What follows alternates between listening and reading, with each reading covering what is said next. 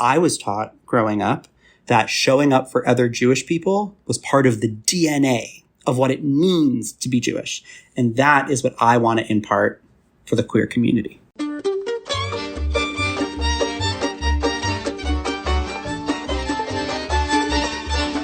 This is The Book of Life, a show about Jewish kidlit mostly.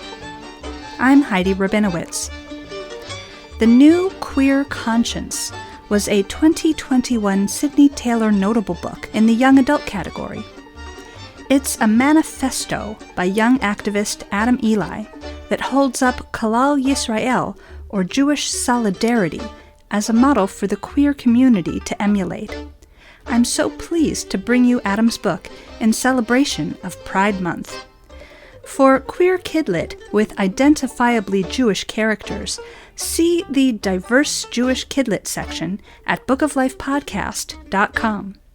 Click on Read and then on Diverse Jewish Kidlit and look for the tag LGBT. You'll find about 30 titles.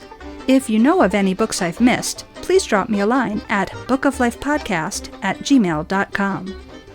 Speaking of solidarity, it's always a good time to push back against ongoing anti-Semitism.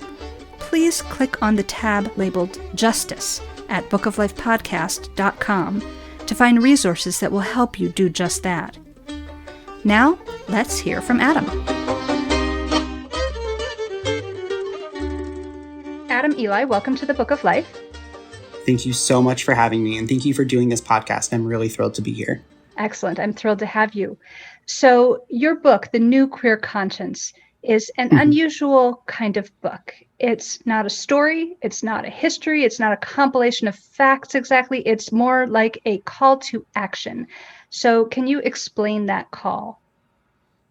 That was beautifully phrased. I totally agree. It's definitely a call to action. Some people have been calling it a manifesto. I'm not totally sure if that fits, but basically the book opens with my personal story about being queer and Jewish and using my knowledge of the queer community and of the Jewish community to talk about the ways in which I think the queer community can move itself forward and see itself anew. So the beginning is my personal story, and then I list 10 direct calls to action about how the queer community can change and become a more inclusive and loving place. And how did you formulate this concept?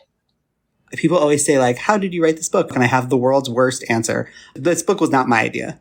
The idea of the book is that queer people anywhere are responsible for queer people everywhere. And that idea comes from Jewish thought, particularly the phrase in the Talmud that says, Kol Yisrael Avrim Ze Bazeh.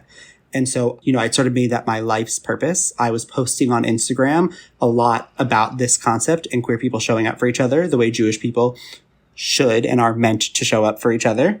And eventually I was approached by Penguin Random House, who said, we're doing this series of books called The Pocket Change Collective about young activists with a message, and we want you to talk about the idea of queer solidarity through a Jewish vantage. And once they said that, it made total and complete sense. And that's what I did. So you're talking about the parallel between Jews' responsibility for other Jews and the queer community's responsibility for each other. What made you first see that parallel? That's a great question. And in the prologue of the book, the first 2 pages, I talk about being an active queer person and being an active Jewish person first when the Tree of Life synagogue shooting happened. And I watched, in awe. It was a Shabbos morning, and I watched as the Jewish community mobilized into action by Motzi Shabbos. All of the bills were paid for. There were people going down there to make food for the families. Every single Jewish celebrity or person across the board had talked about it and had mentioned it. And it was just this great call to action that really felt like, when you mess with one of us, you mess with all of us.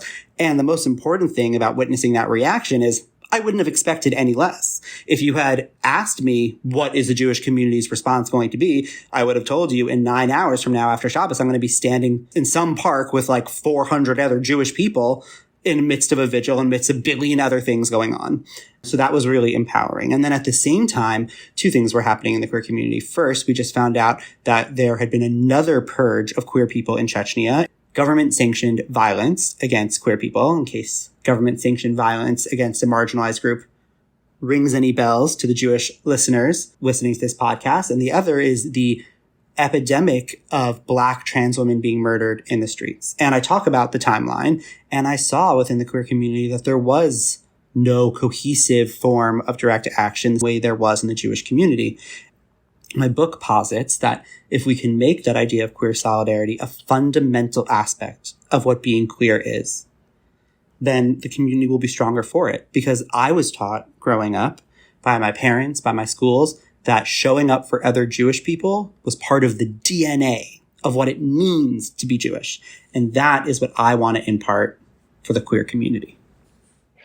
So in your book, you list 10 steps that readers can take to make a difference. And that's a long list, and I'm not going to make you go through all 10, but can you give us any highlights from that list?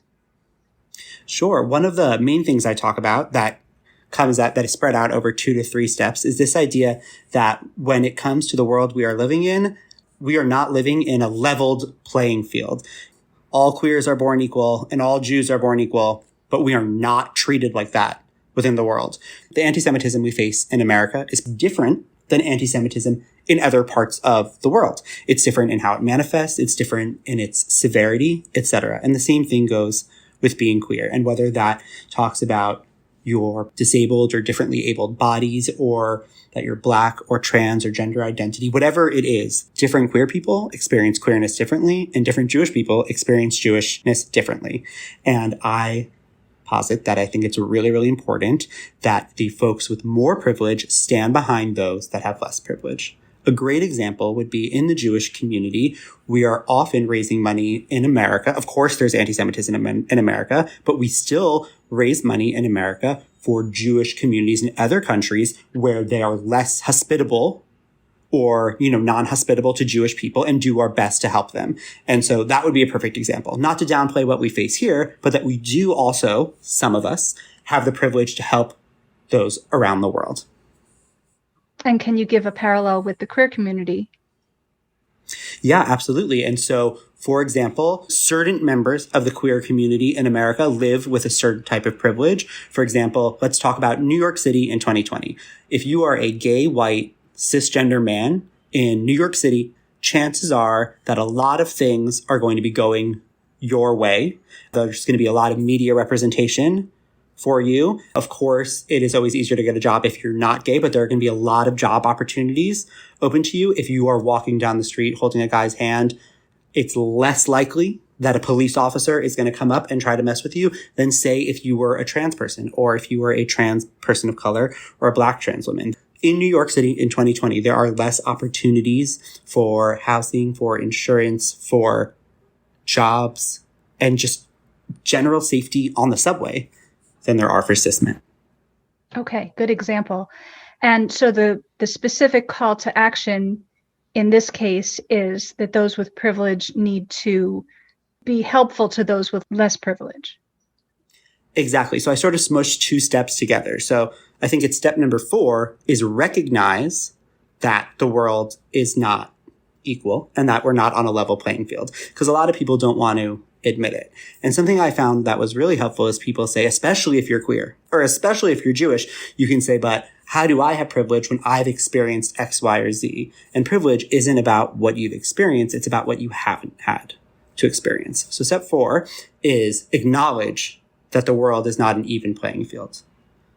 And step 5 is, I think step 5 is that the people with more privilege or more opportunity rally behind those who have less. The way the Jewish community has been doing, as far as I'm aware, for a very long time, in certain ways. I checked. It is step 5. Okay, cool. All right, excellent. I watched your interview on iWay with Jamila Jamil. Oh, who great. is delightful. And you talked about the difficulties of your relationship with your Judaism in your youth. So can you tell us about that and about how you ended up embracing that part of your identity? Definitely. So that is definitely in the book also. Growing up, by the time that I realized, what was going on around me and I realized that I was gay, I realized that religion was playing a huge role in why there weren't more gay people around me and how I couldn't be out. And I hated being Jewish. That is what I said. When I went to college, I had a sort of religious moment. It was like one of the first nights in college. And I said, I am no longer Jewish. I will not celebrate Jewish holidays. I won't talk about Judaism. I will not wear a kippah, etc. And I did that for like 4 or 5 years. And during that time, I was getting comfortable as a gay person. And I realized maybe like 5 or 6 years later, so it's a pretty long time, that the reasons that I liked being queer also applied to being Jewish. The idea of being part of something greater than yourself, being a part of a group of people that is traditionally persecuted, that has thrived and thrived, people that make culture and art and just like a general sense of belonging. And I was able to use my relationship with my queerness to bridge my relationship with my Judaism. But it took me a really, really long time. So you talk about your comfort with your queerness helping you be more comfortable with your Judaism. Were you always comfortable with your queerness? No, absolutely, absolutely not. I had kind of your run-of-the-mill coming out story. I went to a Orthodox high school and grew up in a in-between conservative and Orthodox setting. We went to an Orthodox shul, but my family was really more conservative and very, very progressive and very loud about their support for queer people, even while I was growing up. But it was really hard for me, and it took me a while to come to terms with that and become comfortable with that. And then once I was, that became, to my complete and utter shock, the tool that brought me back to Judaism. That's interesting that you say your family was already very supportive of the queer community, and yet that didn't help you feel more comfortable yourself. There were queer family members that we had, and my parents made it very clear to us that they were okay with us marrying people of the same sex so long as those people were Jewish. And so I knew that, but I didn't know about my friends. I didn't know about my school. When I came out, I truly did not know how the people that I had known for the past 18 years were going to react. I knew that my family wasn't going to abandon me, but otherwise, it was pretty much up in the air. And so I did not come out until Thanksgiving of my freshman year, until I'd felt comfortable enough that I'd made a new group of friends in case everyone else that I knew dropped me, then I wouldn't be, alone in the world except for my immediate and sort of extended family, because I had these new friends in college. And I think it was quite strategic on my part. Interesting. That makes sense. In Tablet Magazine, I read that your identity as an activist is kind of a family trait. So can you talk about your family's activism and how it affected you? My mother started something called the Mosaic of Westchester, which is a group that seeks to enrich the Jewish community through queer inclusion. She was also an activist in the Soviet Jewry movement. And so when I first started doing my queer activism, the parallels were very strong. It was in the 70s, the Russian government sanctioning treating Jews as second-class citizens. And here in 2018, it was the Chechen government, which is a Russian proxy state. It is controlled entirely by Putin. Also government sanctioning and rounding up queer people and either killing them or putting them in concentration camps or threatening them and beating them. And so I felt like the parallels there were pretty strong. In the drawing on the cover of your book, Yes. You are pictured wearing a pink kippah. Yes. And this is your actual kippah. This is my actual kippah. Yeah. So can you talk about the symbolism wrapped up in that? First of all, thank you for asking. Very few people ask. I do my best to wear my kippah when I'm out publicly doing something political or being queer. And there are 3 reasons why. The first is that my kippah and the way that it's made is 4 pink triangles combined together, which is a symbol that I find really relevant to queerness and really relevant to Judaism because, the Jews in the concentration camps were marked with a yellow star and queer people or sexual deviants were marked with a pink triangle. So it's a nod to that. The other reason is in Hebrew school, I was taught that the kippah acts as a barrier between you and God or your higher power, and thus serves as a reminder to you that this isn't about you. It's about something greater than yourself. And that's what protesting and movement work is. And finally, is that in my day, I have seen a lot of people do a lot of not so nice things in the name of Judaism wearing kippot. And I decided that I would like to be out there doing things that I thought were the right thing to do, wearing a kippah, to sort of balance that out a little. Beautiful. Thank you. Tell us about Voices For. Sure. Voices For is an activist group that I started that is based on the principle of queer people anywhere are responsible for queer people everywhere. And it was deeply inspired by the Soviet Jewry movement, even down to some of the logistical things that we did. And Voices For was, I didn't know it at the time, but it was basically me acting out the principles that you see in the book. And so the book is not where I went to college and studied a bunch of stuff and wrote a thesis. It is not like that. I was sort of running around doing all this stuff based on this ideology. And then a very talented editor named Rachel Sonis at Penguin Workshop reached out to me and said, I see what you're doing and I'd like you to write about it. And so the blueprint for Voices For and the blueprint for the book are very similar. It's Tikkun Olam time. Okay. So your whole book is about Tikkun Olam, but beyond following the advice in your book, what action would you like to call listeners to take to help heal the world? First of all, I love this question. And earlier, I think at the end of last episode, I dedicated this episode to any Jew that has felt marginalized by the Jewish community, any Jew that has felt left out, whether that is a divorced Jew, a Black Jew, a queer Jew, an unmarried Jew, a disabled Jew, a Jew who has a Muslim parent or who is converted, etc. I'd like you to think about someone who either told you they felt that way or you think may have felt that way, and reach out to them in a very unassuming way, maybe say Shabbat Shalom, something that's very clearly Jewish and loving and welcoming. Wonderful. Is there anything else you'd like to talk about that I haven't thought to ask you? Yeah. When you write a book, it's a long time before it comes out. And something that I regret not putting in the book is I regret not talking more about Black Jews and Jews of color and disabled Jews. And I talk in very broad terms about how the Jewish community shows up for each other. And I even say most of the time, in parentheses, most of the time. And I wish that I'd expanded a little bit more on that most of that time, because I really focus on queer solidarity in the book. And I wish that I'd spent a little more time questioning Jewish solidarity and pushing for that as well. Okay. Well, I'm glad you got a chance to tell everyone. Yeah, me too. We'll scribble it in the back of the book. Adam Ely, thank you so much for speaking with me. Thank you so much for having me, and thank you so much for all of the work that you do. I think that your podcast is such an incredible resource, and when I got the email to be on it, I was so excited. And I want to say that if you are an educator or librarian and you enjoyed this episode, please feel free to reach out to me. I always want to speak to students. I've been doing a lot of that virtually, and I'm super interested in working with you. I'm incredibly, arguably offensively easy to find. I'm just Adam Ely on Instagram. My email's right there. All right. Thank you so much. Thank you so much. I'm Esther Safran Foer, author of I Want You to Know We're Still Here, a post-Holocaust memoir. I'll be joining you soon on the Book of Life podcast.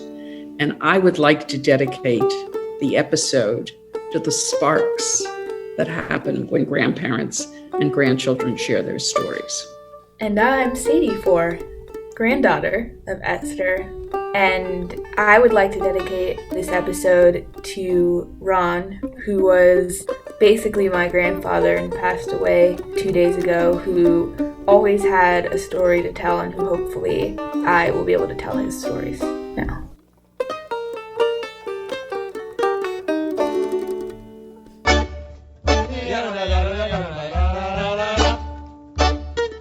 Don't be a stranger. Say hi to Heidi at 561-206-2473 or bookoflifepodcast@gmail.com. Check out our Book of Life Podcast Facebook page or our Facebook discussion group, Jewish Kidlit Mavens. We are occasionally on Twitter too, at Book of Life Pod. Want to read the books featured on the show?